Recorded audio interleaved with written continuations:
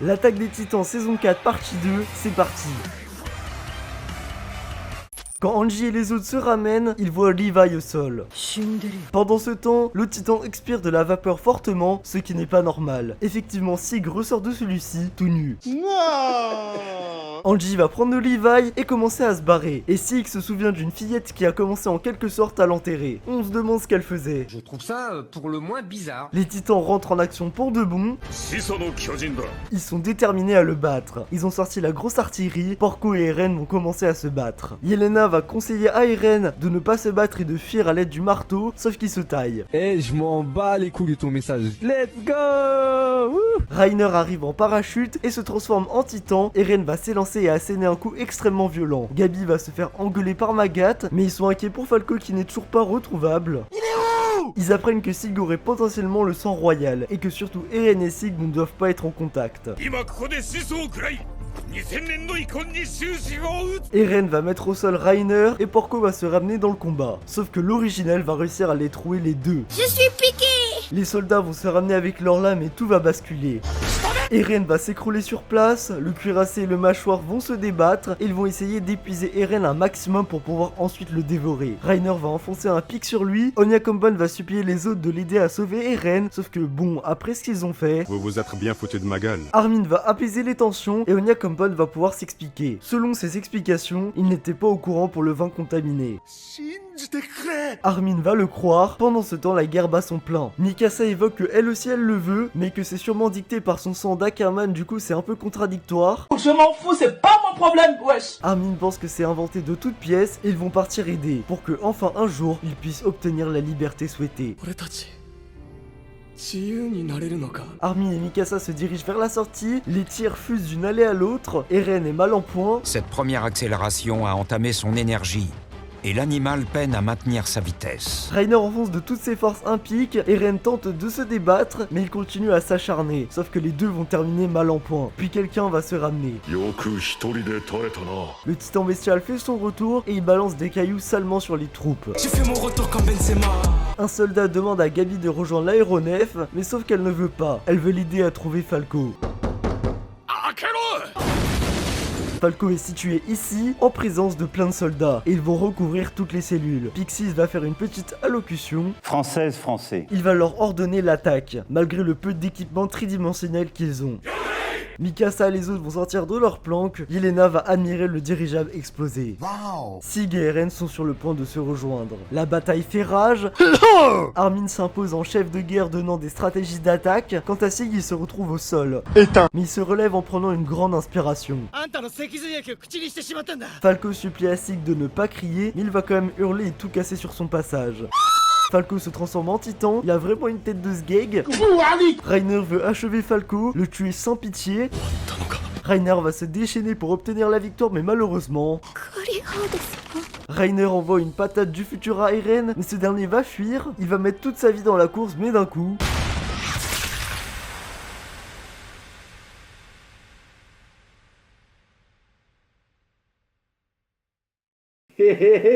On revient dans le passé dans une petite discussion entre Eren et Sig. Sig demande à Eren s'il est d'accord sur l'éradication et en gros il va lui répondre. Il va lui passer une balle synonyme de leur alliance. Dans le présent. On voit toute la scène au ralenti et on se retrouve dans un lieu bizarre, il s'agit de... C'est ici que les héritiers royaux de l'originel sont venus quand ils ont fait appel à son pouvoir. Quelqu'un se dresse. Il s'agit de Ymir, la grande ancêtre. Elle a ramené déjà Sig à la vie et c'est ici dans l'axe qu'elle a créé tous les titans.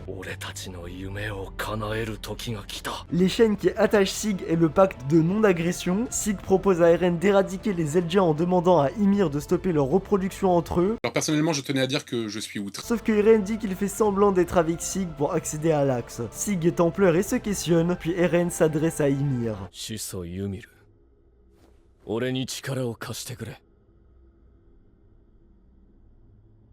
Rien à foutre. Elle va venir s'agenouiller devant Sig et ce dernier révèle que Ymir peut tout créer, y compris des chaînes en terre factices. Ce qui fait que Sig se détache. Nique ta mère. Sig explique que Ymir considère que le descendant royal est son maître et donc elle obéit à Sig. Par ce fait, l'originel lui appartient. Eren se rend compte qu'une chaîne est attachée à lui. Sig explique que ce n'est pas de la faute de Eren, mais de leur géniteur. Eren assiste aux souvenirs de son père avec Sig, de la naissance, aux manipulations qu'il effectuait avec sa position de médecin pour s'emparer du titan originel, quitte à mettre sa propre famille en danger. Eren se rend compte de tout. J'ai capté. Ils vont ensuite se rendre au refuge du roi des murs. On voit que Grisha a dérobé l'original le jour où le mur a été enfoncé. Puis d'un coup on l'entend s'adresser à Sig, alors qu'ils sont seulement censés assister aux souvenirs. Bref, il lui parle, sauf qu'il va dire que Sig ne peut pas être un grand barbu. Oui, il est un peu con. Mais carrément, je suis choqué. On passe au souvenir suivant, où Eren a 9 ans et il est accompagné de Armin. Eren explique qu'il a toujours été lui-même et que si quelqu'un voudrait lui retirer sa liberté, alors il retirait celle de son adversaire avant. Sig dit à Eren que l'original est entre ses mains et qu'à tout moment il peut exécuter le plan d'éradication. Comme quoi on peut toujours se faire confiance entre frères. Qui c'est qui a touché à Dorian? On voit Grisha en train de réaliser le livre que Eren avait retrouvé avec la photo, puis on voit la fameuse clé. Un repas de famille avec sa mère qui est littéralement décédée dès le début vous rappelle, c'est super triste. Tu es triste? Arrête. Grisha demande à Eren qui est plus jeune pourquoi il veut sortir des murs. Et on a la fameuse scène où le père montre la clé à Eren avant que tout le monde décède. Oh alors. Puis on assiste à sa sortie des murs où il apprend dans l'antre que le peuple d'Ymir va connaître son châtiment. Grisha défend le peuple du mur, mais bon, le mal est déjà fait. Eren le regarde très mal. Je suis un homme en colère. Grisha explique que le détenteur de l'assaillant peut entrevoir les souvenirs de son successeur, autrement dit... L'objectif de Grisha est de dévorer l'originel et d'éradiquer la famille royale. Il va brandir son couteau en mode super vénère, puis...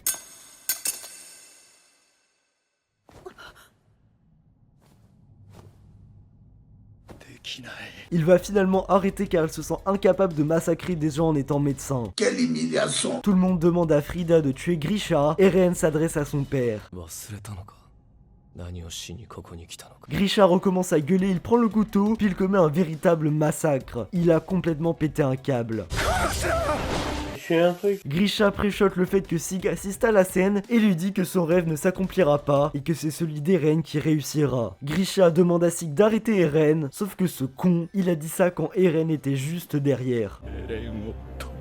Aïe aïe aïe. Eren stoppe tous les souvenirs d'un coup pour discuter avec lui tranquillement. Il raconte qu'il a vu dans son propre souvenir il y a 4 ans une vision indélébile. Sig appelle Ymir, elle se dirige vers l'axe, pendant que Eren se détache en sang de ses chaînes, sauf qu'une fois qu'Ymir est en mouvement... Retournons auprès de Historia dans le passé, où elle discute avec Frida où elle met un livre sur Ymir. Je m'en bats les couilles. On plonge dans l'histoire du livre avec Ymir, où des soldats mettent en feu un village, un véritable massacre. Ymir est accusée par ses semblables d'avoir laissé échapper les cochons.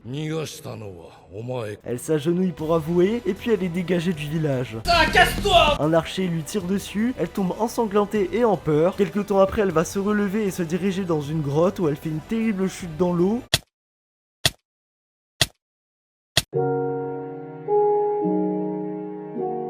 D'un coup, elle veut se transformer en titan pour anéantir Mar. Elle va littéralement tout saccager dans une colère noire. Tout est dicté par le roi Fritz. Puis elle va mourir transpercée. Le roi va ordonner à ses filles de manger Ymir pour qu'elles acquièrent son pouvoir. Ces 3 filles sont... Son objectif est clair, c'est que Eldia domine et que les titans règnent sur le monde pour toujours. Eren s'adresse à Ymir en lui demandant de passer ses pouvoirs, pendant que Sig le rattrape. Tout le mur va se détruire en donnant l'apparition des titans colossaux, un squelette géant va se former en détruisant tout sur son passage, Eren est à la tête de tout ça. C'est quoi la drogue? Le mur Maria s'effondre aussi, Eren va s'adresser à tous les descendants d'Ymir via le pouvoir de l'originel. Il dit qu'il a cassé les 3 murs et qu'il a lancé l'assaut avec les titans, avec pour objectif de protéger Paradis en exterminant le reste du monde jusqu'à... Le grand terrassement est lancé, Reiner est gravement blessé. Reiner explique à Gabi que tout le monde va mourir à Mars et que plus personne ne peut stopper Eren. Est-ce que c'est la fin du monde? Jean explique que l'hécatombe qui va se dérouler est due aux menaces du reste du monde et que si les Eldiens n'avaient jamais été traités de démons, alors tout cela ne se serait jamais déroulé. Falco possède le mâchoire, alors Jean propose de le faire avaler à l'un des leurs pour le sauver. Il demande à sauver le commandant Pixis et Connie lui demande à sauver sa mère. Moi je quitte cet endroit. Ça va créer des embrouilles tout ça, mais un titan va les attaquer et stopper directement leur conflit. Il va falloir fuir d'ici parce que c'est super dangereux. Kaya qui allait se faire déguster par un titan va se faire sauver par Gabi qui va intervenir, comme quoi elle peut être aussi sympa. Je suis gentil comme mec. Non? Mais lâchez ta, non? Faut pas me provoquer, hein? Un soldat va accuser Gabi en disant que c'est elle qui avait semé la zizanie, mais tout l'entourage de Kaya va la couvrir. Kaya et Gabi sont tous les deux dans le déni de savoir qui est la véritable méchante dans l'histoire. Sergent Sadis fait son grand retour en tuant Titan pour montrer la détermination qu'il faut avoir. Ce qui va fonctionner, ils vont péter du Titan. Tu m'apprends rien là en fait. Commandant Pixis fait d'ailleurs partie des Titans transformés. Salam les Roya. Ça va être la boucherie intégrale. Tous les Titans transformés vont mourir et l'incendie va cesser. Gabi demande à récupérer Falco, mais on lui explique que Connie l'a enlevé pour sauver sa mère. Elle est au sol et en pleure, en suppliant de trouver une autre solution pour le sauver. C'est un conseil d'ami que je vous donne. Les habitants de Paradis se plaignent des dégâts causés par la destruction des murs et des morts que cela a engendré. Les esprits s'échauffent aux quatre coins de la ville. Attention les jeunes! Pendant ce temps, Hitch qui est rentré dans un bâtiment se fait agresser par Annie et la menace sérieusement. Sauf que Hitch elle ne se laisse pas faire. Je vais t'enculer. Mais le problème c'est qu'on entend des gens rentrer dans le bâtiment. On revient à un autre moment où elles étaient tous les deux dans une écurie. Annie raconte qu'elle était à moitié consciente pendant 4 ans et qu'elle entendait des remarques à propos d'elle. Alors faites-les choquer. Elle raconte qu'elle entendait de loin la voix de Armin et de Hitch, puis que quand le cristal s'est brisé, elle a entendu celle de Eren. Annie raconte son enfance super compliquée et difficile. J'ai une histoire. Elle dit qu'avant elle s'en foutait de tout, elle pouvait commettre des crimes sans scrupules et elle-même mourir sans que ça la dérange plus que ça. Mais que maintenant elle n'est plus comme ça parce qu'elle a un père. Les habitants de Mars parlent de la vision qu'ils ont eue de Eren, les démons vont venir les tuer. Pas le temps de niaiser. Le petit problème c'est que les soldats ne la croient pas et qu'ils pensent que c'est juste une petite technique pour s'évader collectivement. Tout le monde est mis à genoux sur le champ, sauf un qui va se révolter et mettre un coup. La République, c'est moi. Armin se prépare pour aller chercher Connie et le convaincre de ne pas tuer Falco. Avant ça, Armin pète un câble et explique que beaucoup de gens sont probablement morts et que Annie a sûrement été libérée. Il a pas tort. Il dit qu'il n'a pas que à penser à Eren qui est un cas désespéré. Armin fait la remarque que contrairement à lui, Erwin ne se serait pas énervé. Frog tire sur quelqu'un, mais Jean le remet directement en place. D'ailleurs, Frog révèle qu'il connaît le plan de Eren depuis super longtemps et qu'il lui a prêté main forte. Fils de pute, FILSDE-PUTE. Puis il va le tuer de sang-froid. Mikasa va arriver et demande des explications à Jean, sauf que Frog va lui parler et on retrouve Connie qui se dirige vers sa mère avec un Falco qui semble amnésique. On retrouve Angie avec Levi au sol complètement blessé à l'endroit du feu de camp. D'un coup, ils reçoivent la vision de Eren. Levi explique qu'il a laissé filer Sig. Magat et Pig vont débarquer. Connie réfléchit à la manière dont il va faire pour faire avaler Falco à sa mère. Il va se rendre sur les lieux mais Falco se pose des questions. C'est louche cette histoire. Falco a entendu Connie parler tout seul hier soir de Sacha et se rappelle que c'est elle que Gabi a tué. Puis il montre sa mère en titan. Malheureusement pour lui, sa ruse ne va pas fonctionner. Gabi et Armin arrivent pour arrêter l'action. Eh ben, on n'y est encore pas arrivé. Connie prend en otage Falco avec son épée. Il s'avance de plus en plus du titan mâchoire. Armin s'élance au-dessus de la mer sur une poutre. Et il saute dans la gueule du titan. C'est la goutte. Mais ne vous inquiétez pas, Connie va le sauver in extremis. On retrouve Mikasa avec Historia qui a son écharpe. Elle est gravement blessée. Eren dit à Historia que Mikasa cherche à se débarrasser de l'écharpe. Frog nous fait un petit discours présidentiel pour motiver le peuple dans ce projet de grand terrassement. Parce que c'est notre projet. Armin émet l'avis que Annie est de retour car les pétrifications ont sauté. Oui, elle était juste à côté en train de manger de la tarte. Pendant ce temps, Hitch, qui était de base avec Annie, voit une lettre de revoir de cette dernière. Salut mon pote. Frog annonce l'exécution de Onyakoppon et de Yelena parce que ce sont des ennemis d'Elgia. Onyakoppon demande à Jean de parler, mais... Sauf qu'il l'a tiré à côté, il a malheureusement raté son tir. Oh merde! Et le titan charrette débarque d'un seul coup. En réalité, les 4 coups successifs, c'était un signal de Jean. Angie dit à Yelena que c'était la condition pour utiliser la charrette, avec pour ordre de la voir vivante. Rainer se réveille entouré de Annie, Gabi et Falco. Mais laisse-moi dormir, Zampi. Connu lui demande de se bouger parce que le temps presse, car ils ont une mission. L'Alliance se prépare avec le titan charrette. Mikasa est claire, elle veut arrêter Eren le plus rapidement possible. Alors, me revoilà assez vite. Angie nous fait un petit discours sur tous les camarades tombés au combat, parce que eux aussi auraient jamais voulu qu'un massacre d'une telle ampleur soit réalisé. Jean est en train de se prendre la tête avec Magat sur qui a raison entre les Edgiens et les Mars. Annie va casser l'ambiance en demandant si quelqu'un serait capable de tuer Eren. Étonnant, non? Ah bah là, il y a personne qui est capable de le faire. Annie va dire à Mikasa que pour elle, il n'y a rien de plus précieux au monde que Eren, sauf que ça va énerver Mikasa. Vous avez affaire à un homme en colère là! Heureusement, Annie va faire redescendre les tensions. Un aéroplane sera prévu pour observer le grand terrassement selon les dires de Madame Kiyomi. On apprend que Yelena était née dans une famille banale Mar avant de s'inventer une nouvelle vie dans un autre pays. Ça te pose un problème, hein? Après que Rainer raconte le déroulé de la mort de Marco, Jean va péter un câble et le frapper sans relâche. Gabi va s'agenouiller en s'excusant de tous les crimes commis et en leur demandant de l'aide pour stopper le grand terrassement. Pardon? Le lendemain, Jean va réveiller tout le monde et il va s'excuser pour le coup de pied qu'il a mis à Gabi, mais il ne va pas s'excuser envers Rainer. Et on voit Frog prendre en otage Madame Kiyomi. Et ça va. Angie et Magat sont en pleine réflexion pour attaquer le port. Annie voudrait utiliser les pouvoirs de tous les titans, mais le souci que soulève Mikasa, c'est que ça risque de blesser les Azumi Abito. Onyakoppon dit qu'on a besoin de leurs mécaniciens pour faire décoller l'hydravion et que si on les tue, ça va être compliqué. J'ai capté. Magat va s'avancer vers Yelena et la plaquer contre la paroi en lui demandant où se trouve Eren. Il va arrêter et s'excuser des propos qu'il avait tenus le jour d'avant et demander cette fois-ci à fermer les yeux, sauf que Armin va refuser. Armin va arriver vers le port à cheval avec Connie et dire qu'il poursuivait le charrette. Puis pendant qu'il les poursuivait, il a vu le cuirassé avec le charrette s'enfuir à la nage. Si ça continue, ils vont perdre l'hydravion. Il va même dire qu'ils ont tué Jean et Onyakoppon, donc il leur faut vite les mécaniciens. Voilà que c'est pas cool. Daz et Samuel vont les arrêter et dire clairement qu'on les soupçonne de conspirer avec les Mars et de vouloir utiliser l'hydravion pour arrêter le grand terrassement. Il a vu juste. Bravo à toi! Bingo! Armin va leur mentir ouvertement en leur disant qu'il ne risque pas de faire ça et demande à débrancher le détonateur qui sont sur l'hydravion.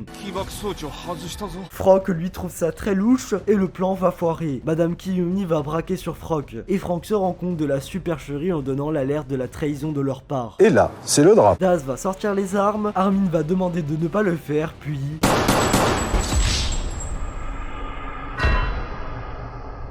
Armin s'écroule au sol, il a l'air encore vivant. Les explosions fusent de part et d'autre pendant qu'ils se sont réfugiés au sous-sol. Rainer et Annie se transforment en titans dans un éclair dévastateur sous l'œil du caporal Levi. Ils vont tuer les Eldiens avec une grande violence. Bannez-moi tous ces connards là. Armin et Connie vont se débattre avec leurs anciens amis pour vivre. Connie va les tuer tous les deux en larmes. Les mécaniciens estiment que pour préparer l'hydravion, il faudrait une demi-journée avec le matériel nécessaire, mais le problème c'est que le temps presse. Il sera donc sûrement trop tard pour arrêter Eren. Et tenir une demi-journée en étant attaqué, c'est compliqué. Madame Kiyomi va proposer de se rendre à un village où ceci pourrait être fait beaucoup plus rapidement.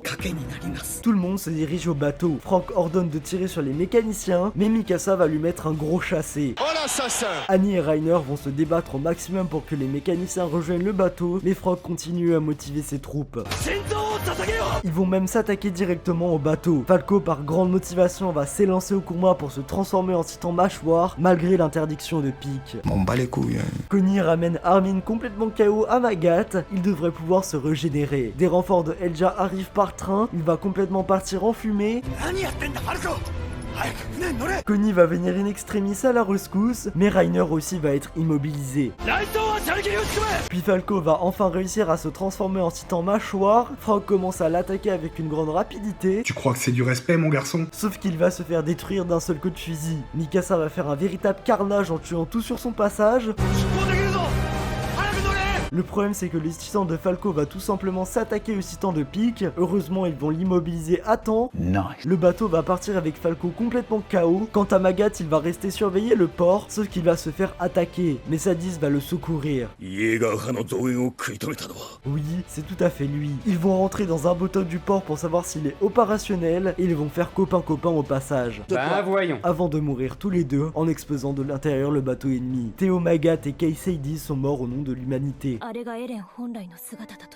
On retourne dans le passé avec les paroles de Mikasa. Ils viennent juste d'arriver dans le continent Mars en tant que citoyens. Et oui, il y avait Sacha, elle était encore vivante. Eren n'avait pas l'air si enthousiaste de le découvrir, contrairement aux autres qui découvraient une glace pour la première fois. Un clown louche va confondre Levi avec un enfant.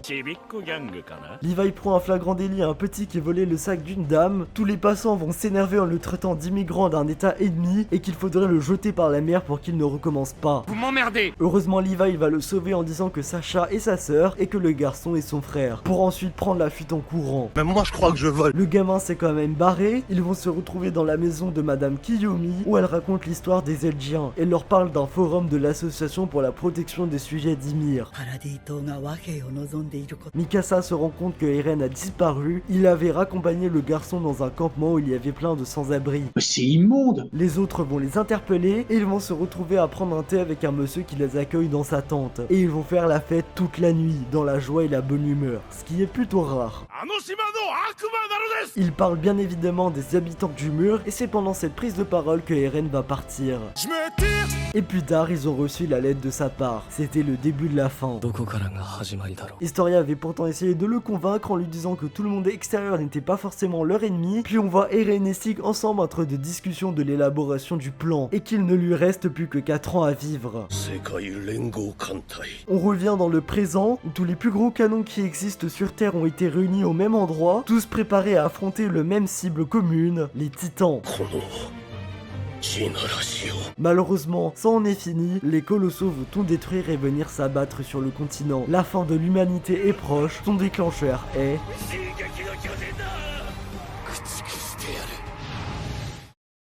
On y est, le résumé de cette partie 2 est enfin fini. J'espère qu'il vous a convaincu et que l'attente n'a pas été trop longue. Il y aura donc forcément une partie 3 un jour. Je vous invite fortement à liker la vidéo et à vous abonner. Venez me suivre sur mes réseaux, principalement sur Insta, je vous donne des nouvelles de l'avancée des vidéos. Et moi je vous dis sûrement à dans très longtemps. Game over.